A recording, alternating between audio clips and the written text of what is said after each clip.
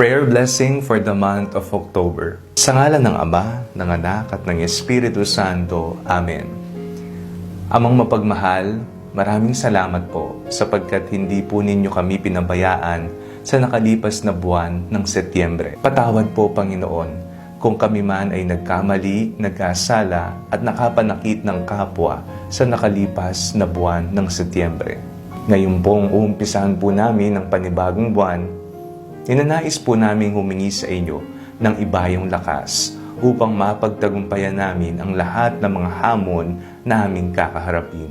Ipinagdarasal po namin ang mga mahal namin sa buhay, ang aming mga magulang, ang aming pamilya, ang aming mga kaibigan.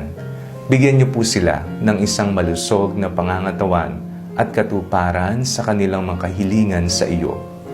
Ipinagdarasal po namin ang lahat ng mga magbo-board exam sa buwang ito. Naway ibigay niyo po sa kanila ang banal na espiritu upang sila ay magabayan, mabigyan ng sapat na kaalaman at kaayusan habang sila ay nag-e-exam. Ipinagdarasal po namin, Panginoon, na ang lahat ng mga may sakit ay magkaroon na ng kagalingan. Ito man ay sakit pisikal o katawan o sakit mental, espiritual o emosyonal. Hilumin niyo po sila. Hayaan niyo pong hipuin sila ng iyong mapaghimalang kamay. Ipinagdarasal po namin ang aming bayan.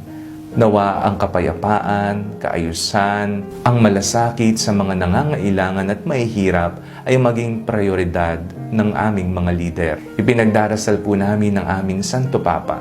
Naway pagkalooban niyo po siya ng malusog na pangangatawan at ibayong lakas upang mapagsilbihan niya ang kawan na ibinigay niyo pong pamahalaan niya. Ipinagdarasal po namin ang bawat isa na nawa ang iyong pagkabay, ang lahat ng pagpapalang aming kinakailangan ay mapasa amin. Maraming salamat po, Panginoong Jesucristo. Lagi po kayong nariyan para sa amin. Ito po ang aming mga ipinagdarasal sa ngalan ni Jesus na aming Panginoon, ang aming mabuting pastol. Amen. Sa ngalan ng Ama, ng Anak, at ng Espiritu Santo. Amen.